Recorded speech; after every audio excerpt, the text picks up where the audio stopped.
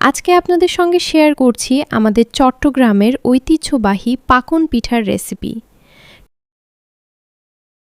তো ফার্স্টেই লাগছে ময়দা 1.5 কাপ পরিমাণ, চালের গুঁড়া দিয়েছি 1/2 কাপ, সেই সাথে সুজি দিয়েছি এখানে 1/3 কাপ।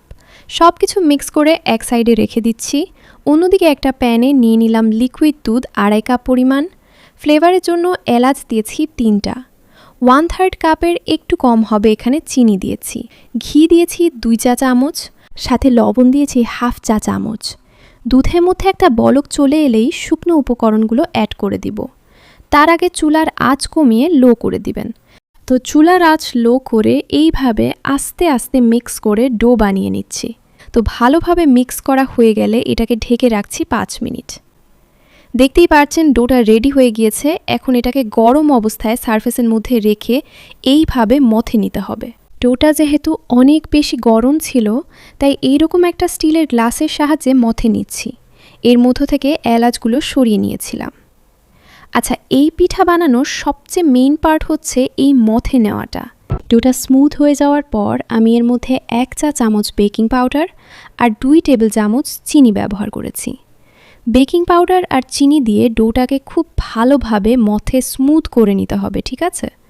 এইবার ডোটাকে দিয়ে রুটি বেলে নিতে হবে। তবে হ্যাঁ, রুটিটা কিন্তু রেগুলার রুটির মতো পাতলা হবে না, মোটা রুটি বেলে নিতে হবে। আশা করছি দেখেই বুঝতে পারছেন কতটুকু মোটা হতে হবে সেটা।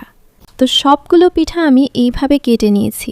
এখন সবগুলো পিঠা ফ্রাই করার পালা।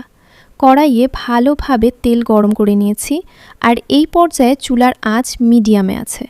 আর পিঠা ফ্রাই করতে বেশি সময় লাগে না। তেলে দেওয়ার কিছু সময় পর দেখতেই পারছেন পিঠাগুলো কত সুন্দরভাবে ফুলে উঠেছে, মাশাআল্লাহ। তো এইভাবে আমি সবগুলো পিঠা ফ্রাই করে নিয়েছি। আলহামদুলিল্লাহ, আমাদের চট্টগ্রামের ঐতিহ্যবাহী পাকন পিঠা একদম রেডি। দেখতেই পারছেন পিঠাগুলো কত সুন্দর আর পারফেক্ট হয়েছে, মাশাআল্লাহ। টি টাইমের জন্য এই পিঠাটা একদম পারফেক্ট। আশা করছি আজকের রেসিপিটা আপনাদের ভালো লেগেছে। So that's all for today. আল্লাহ হাফেজ, আসসালামু আলাইকুম।